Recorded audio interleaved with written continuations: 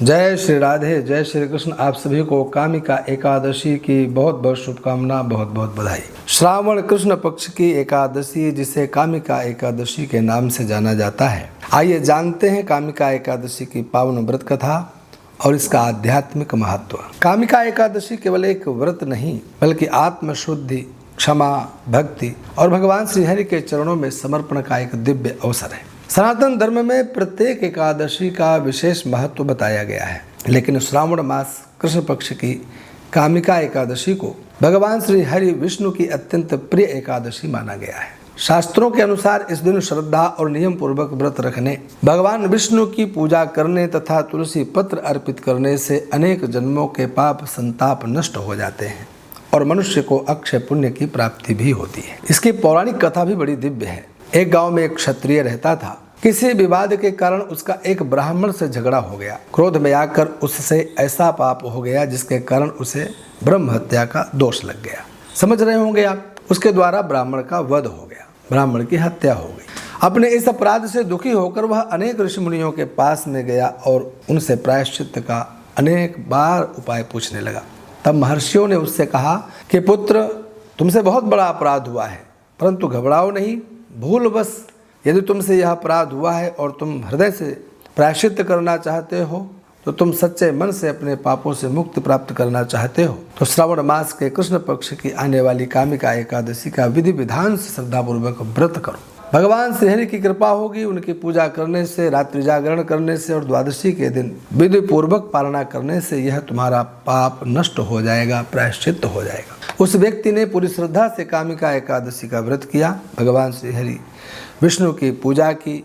इसके प्रभाव से उसके समस्त पाप संताप नष्ट हो गए और उसे एक दिव्य लोक की प्राप्ति भी हो गई। इस कथा से हमें एक शिक्षा मिलती है कि मनुष्य कितना भी बड़ा अपराधी क्यों ना हो, यदि वह हृदय से, सच्चे मन से पश्चाताप करके भगवान की शरण में जाता है, तो प्रभु से क्षमा करके धर्म और मोक्ष के मार्ग पर उसे आगे बढ़ा देते हैं। वह जीवन में तरक्की करता है। भगवान की कृपा उसे अवश्य ही प्राप्त होती है। शास्त्रों में भगवान श्री कृष्ण ने धर्मराज युधिष्ठिर से कहा कि कामिका एकादशी का पुण्य सभी तीर्थों में स्नान, यज्ञ, दान और बड़े बड़े अनुष्ठानों से भी बढ़ करके बताया गया है। विशेष रूप से इस दिन भगवान विष्णु को तुलसी दल अर्पित करने, भगवान श्रीहरि को स्नान के पश्चात तुलसी पत्र चढ़ाना बहुत आवश्यक है। तुलसी भगवान को अत्यंत प्रिय है। जो भक्त श्रद्धा से तुलसी अर्पित करता है, उसके घर में सुख, शांति, समृद्धि और भगवान की कृपा हमेशा बनी रहती है।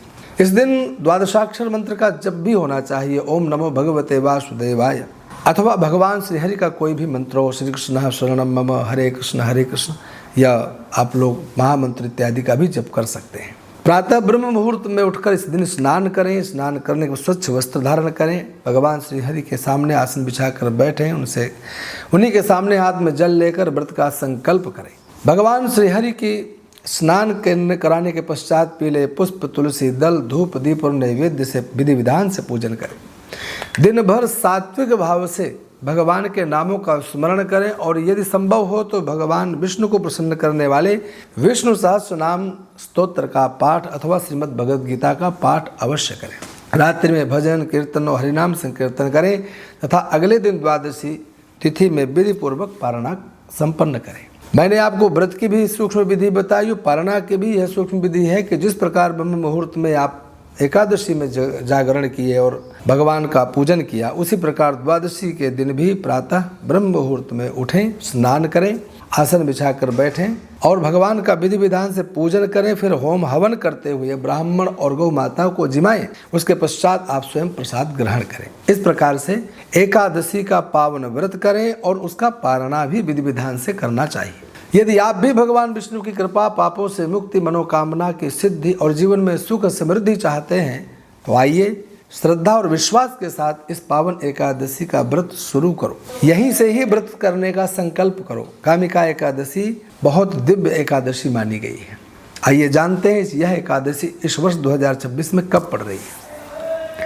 8 अगस्त शनिवार दोपहर 1:59 से 9 अगस्त रविवार को सुबह 11 बजे तक यह कामिका एकादशी रहेगी। उदया तिथि के अनुसार 9 अगस्त रविवार को ही हम लोगों को कामिका एकादशी का व्रत करना है और अगले दिन 10 अगस्त सोमवार को सुबह 8 बजे तक ही द्वादशी है, अर्थात 8 बजे से पूर्व ही विधि विधान से पूजन करते हुए पारणा कर लेना चाहिए। यह ध्यान रखें कि इस दिन यानी कि सोमवार 10 अगस्त को सुबह 8 बजे तक ही द्वादशी है, उसके पश्चात त्रयोदशी प्रारंभ हो जाएगी। सोमवार है अर्थात सोम प्रदोष भी प्राप्त हो रहा है।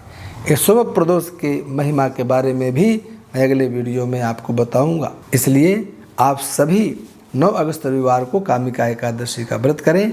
आप सभी को पुनः इस श्रावण मास की कामिका एकादशी की बहुत बहुत शुभकामना, बहुत बहुत बधाई। जय श्री राधे, जय श्री कृष्ण।